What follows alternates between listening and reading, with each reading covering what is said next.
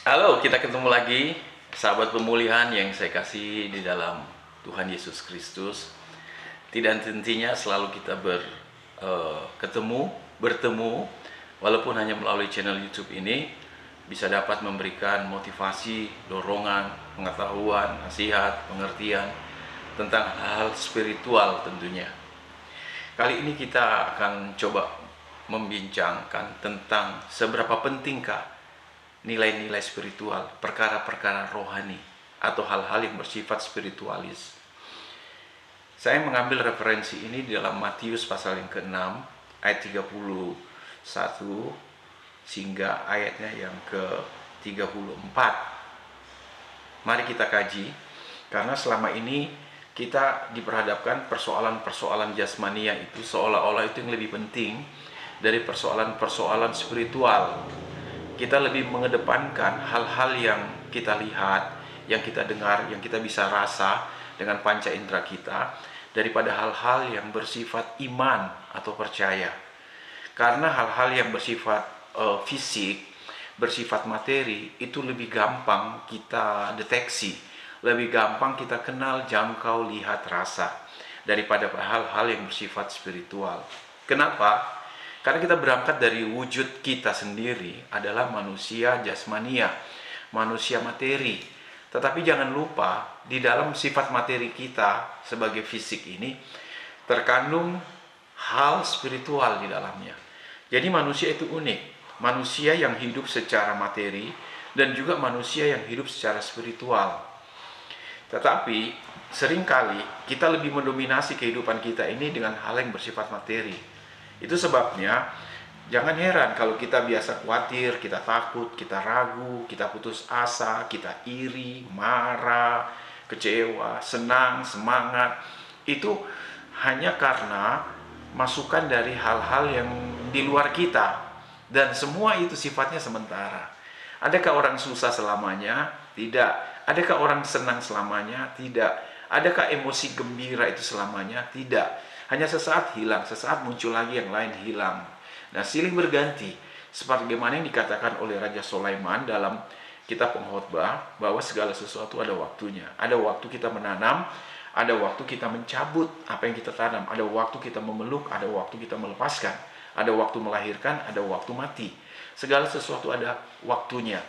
Nah, saya ajak kita untuk mempertanyakan hal ini. Sejauh manakah kepentingan hal spiritual dibandingkan hal-hal jasmania?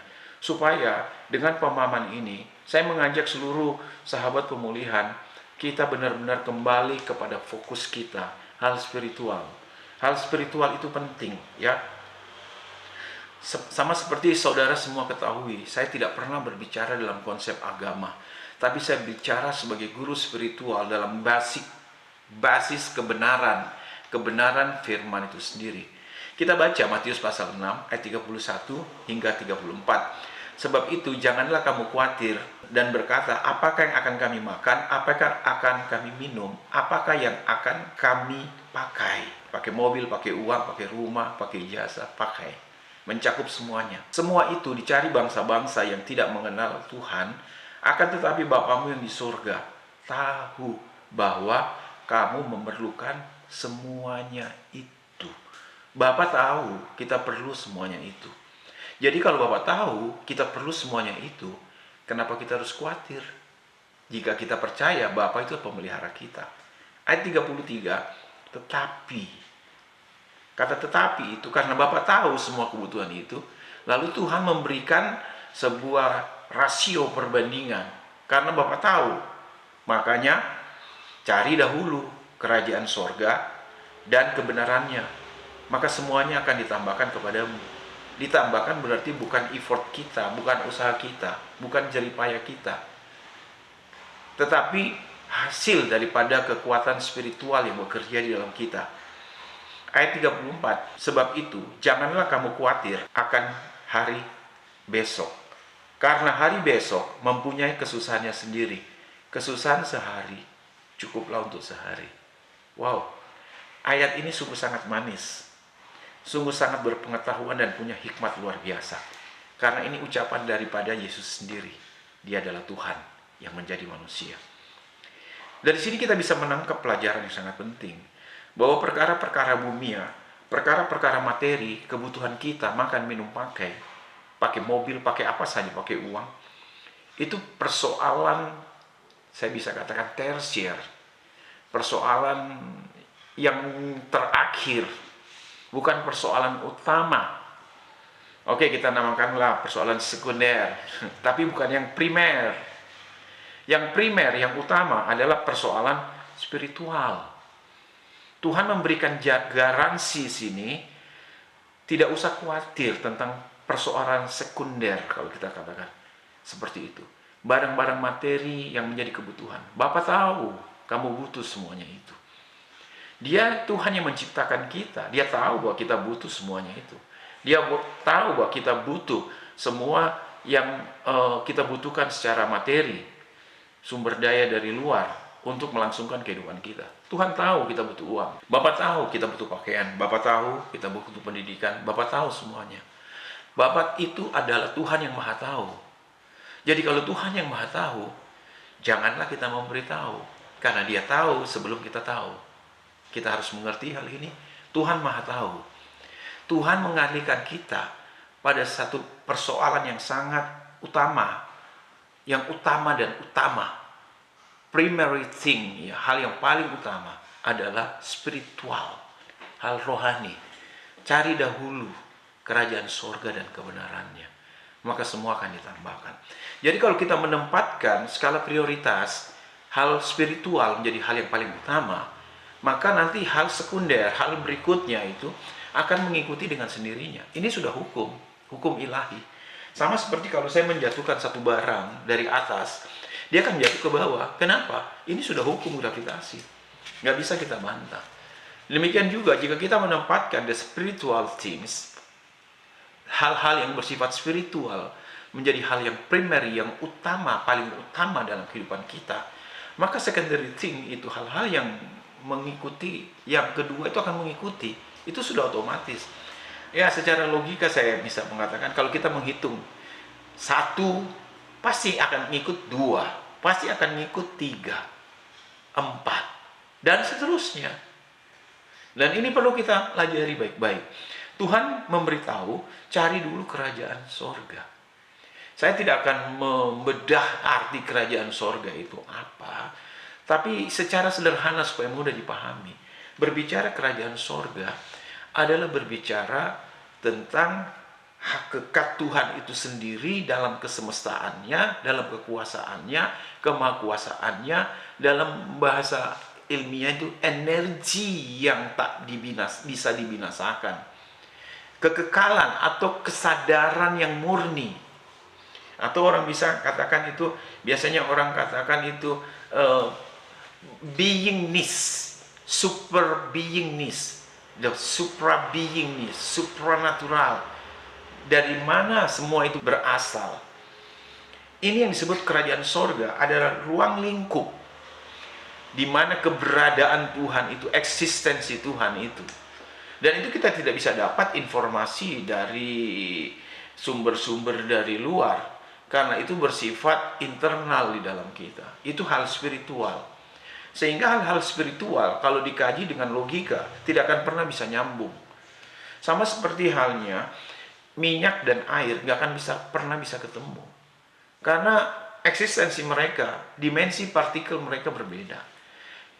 Tetapi puji Tuhan, di dalam kita itu ada manusia spiritual. Jadi berbicara spiritual, mudah sekali kita akan memahami jika kita membuka hati kita dengan keinginan yang mendalam untuk memahami itu. Kerajaan sorga, kata Yesus, ada di tengah kamu. Di mana? Di dalam kita. Ada di dalam. Saya pakai kata istilah ini step in, melangkah ke dalam. Bukan step out, bukan melangkah keluar, melangkah ke dalam. Banyak ayat firman Tuhan, khususnya di dalam perjanjian baru. Contohnya Yohanes 15 ayat 7. Jika kamu tinggal di dalam aku dan firmanku tinggal di dalam kamu, kesatuan itu, mintalah apa saja, kamu pasti menerimanya. Step in, kita masuk ke dalam. Sekarang mari kita mulai berpikir ke dalam, bukan berpikir keluar. Ketika kita step out, melangkah keluar, maka kita akan menghadapi semua hal-hal yang bersifat temporer, terbatas. dan hal-hal yang bersifat fana. Kalau kita main terlalu banyak di ranah fana, maka nggak heran level energi kita akan rendah sampai pada false, tekanan. Ada kegelisahan, ada ketakutan, kekhawatiran. Saya tanya dulu kepada kita, dari manakah datang kekhawatiran, ketakutan, kebimbangan, keraguan, jealousy, iri hati, dan marah? Dari luar kan? Masuk ke dalam. Tapi kalau dari dalam, terekspos keluar, itu akan eksposnya lain. Akan termanifestasi sukacita, kebahagiaan, kekuatan, karena itu dari dalam. Karena firman Tuhan mengatakan, roh yang di dalam kita, internal being kita, keberadaan di dalam kita itu lebih besar daripada yang di luar. Jadi ini yang menjadi pokok hal yang paling utama, the primary things, yaitu spiritual. Anda kedepankan hal spiritual. Kalau saya berbicara tentang spiritual, ini tidak berbicara tentang agama. Belum tentu. Semua kaum agamawi itu spiritualis. Belum. Karena agama lebih bersifat ritual daripada spiritual. Saya ulangi sekali lagi.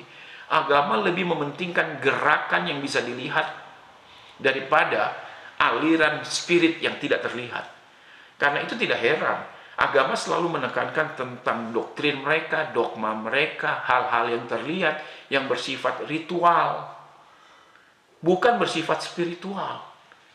Yesus menegur orang-orang pada saat itu di Matius 15 ayat 89. Bangsa ini memuliakan aku dengan bibirnya, itu ritualnya, itu yang kelihatan. Tetapi hatinya jauh daripadaku, percuma mereka beribadah.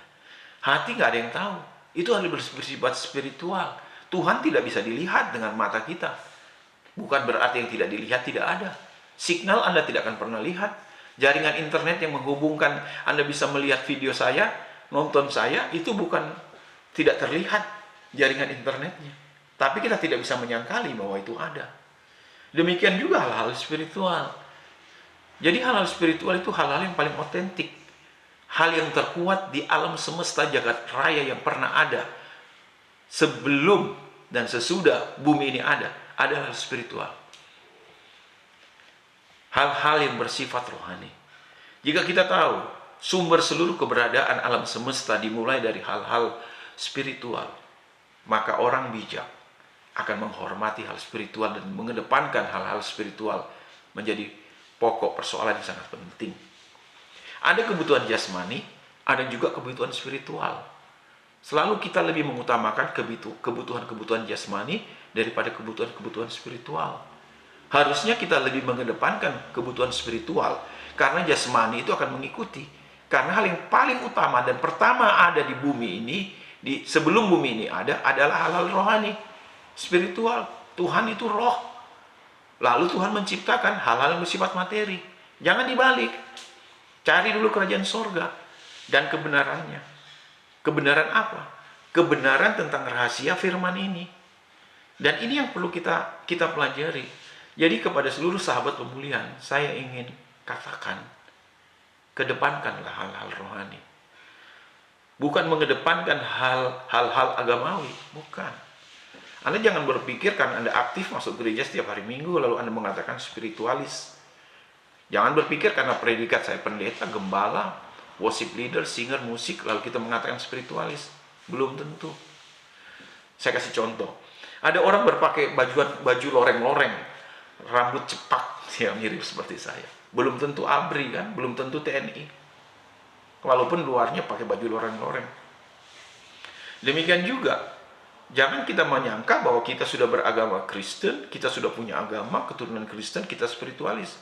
Belum tentu. Hal spiritualis itu adalah pilihan kita, kemauan kita. Saya tidak bisa mendesak sahabat pemulihan untuk menjadi spiritualis, tidak bisa. Itu pilihan Anda. Sama seperti pilihan Anda mau dilayani oleh saya sebagai guru spiritualis Anda, atau katakan gembala Anda. Itu pilihan Anda. Anda bisa memilih tidak mau di dalam pengajaran saya, itu hak Anda. Nggak bisa saya akan daulati. Saya nggak akan bisa mengancam Anda harus mengikuti saya. Tidak. Sama seperti itu. Untuk menjadi rohani, spiritualis, itu pilihan. Harus kita ngerti itu pilihan. Itu sebabnya, sebagai guru spiritualis, gembala, di gereja pemulihan ini, saya ajak seluruh jemaat, jadilah manusia rohani. Manusia rohani adalah manusia mengedepankan hal-hal rohani lebih utama. Apa hal-hal rohani? Paling utama secara sederhana, kasihilah Tuhan Elohimmu dengan segenap hati, segenap kekuatanmu. Itu dulu. Fokuskan cinta kita pada Tuhan. Lalu kita bertanya bagaimana mencintai Tuhan tanpa Tuhan kita bisa lihat. Gampang, sederhana. Anda akui dia saja bahwa kita hidup ini karena Tuhan. Anda latih setiap hari, hidup ini karena Tuhan. Anda sadari, bangunkan kesadaran Anda. Kesadaran itu penting daripada sekedar pengetahuan. Banyak orang punya pengetahuan tapi tidak punya kesadaran. Tapi orang yang punya kesadaran pasti punya pengetahuan. Ingat, saudaraku, bahwa hakikat dasar dalam ilmiah dikatakan segala sesuatu itu dimulai dari sebuah kesadaran yang tak terbatas. Mereka tidak mau menyebut Tuhan, tapi kita tahu itu Tuhan. Dan Tuhan menciptakan kita menurut rupa dan gambarnya. Ada kesadaran juga dalam diri kita, yaitu kesadaran Tuhan dalam bentuk yang sangat kecil tapi diberikan kepada kita. Sama seperti tetesan air laut, itu sudah mewakili samudra luas. Samudra luasnya itu adalah Tuhan. Tetesannya itu adalah kita-kita. Jadi di dalam kita ada, saya bisa katakan, partikel Tuhan. Ada zat Tuhan di dalam kita. Itulah spiritualis. Jadi secara sederhana, kalau kita ingin menjadi manusia spiritualis, saya berikan satu konsep yang paling sederhana ini. Anda harus menginginkan Tuhan lebih daripada segalanya. Itu cukup sederhana. Sudah, nggak usah menginginkan dipuji orang karena khotbahmu bagus, karena pemimpin WL-mu bagus, sehingga semua nggak usah. Anda satu saja, satu hal yang kuingini, yaitu Tuhan. Bahkan Pemasmur mengatakan satu hal yang kuingini, diam di rumah Tuhan. Daud pernah mengungkapkan ini, siapa gerangan ada padaku di sorga? Hanya kau. Tidak ada yang kuingini di bumi ini, hanya kau. Jadi untuk menjadi manusia spiritualis, saya berikan anjuran kepada kita. Dan Anda yang bisa mengaturnya dalam diri Anda. Yang Anda ingini di bumi ini, selagi kita masih hidup, dan selagi kita ada saat ini, trigger kesadaranmu, munculkan kesadaranmu, bahwa aku ada karena Tuhan, dan hanya Tuhan yang aku inginkan. Ingat, kesadaran itulah yang membuat kita bisa berbalik kepada Tuhan. Bukan pengetahuan. Hal tahu dan sadar itu berbeda. Hal tahu dan sadar berbeda. Anda tahu saya sedang berbicara kepada Anda. Tapi Anda tidak menyadari kan? Kalau saya ada di rumah Anda. Misalnya gitu. Nah, saya kan terbatas. Nah, mungkinlah saya ada di rumah Anda ya. Karena fisik kita berjauhan. Nah, tapi Anda tahu saya ada. Sama seperti semua orang tahu bahwa Tuhan itu ada. Tapi mereka tidak menyadari bahwa Tuhan itu Immanuel dekat dengan mereka.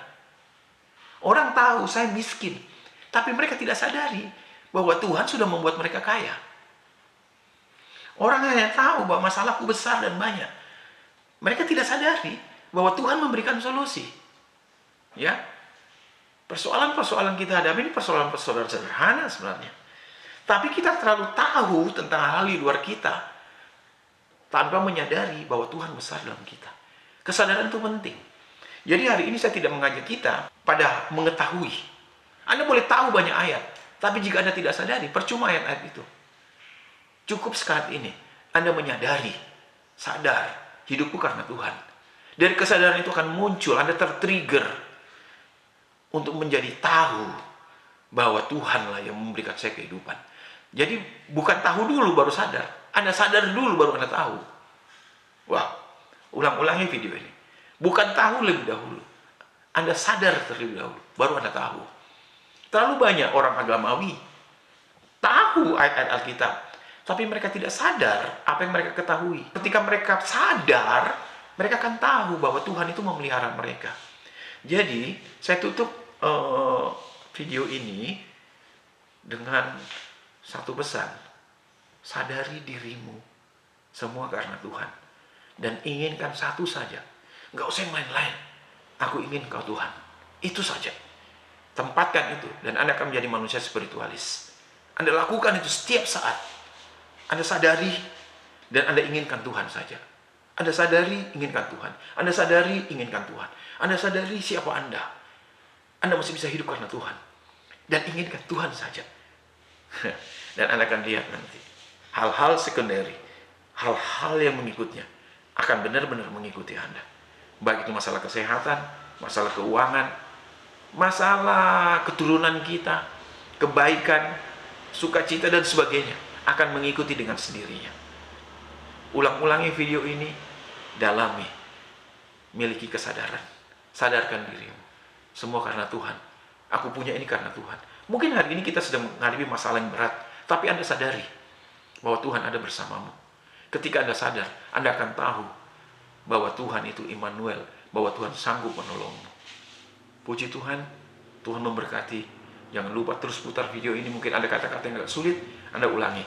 Dan jangan lupa subscribe, supaya kalau ada video-video baru, Anda akan dapat notifikasi. Jangan lupa itu ya. Dan kalau ini penting, silakan share ke teman-teman, saudara-saudara lain. Mungkin ini bisa menjadi jawaban bagi mereka. Tuhan memberkati. Shalom.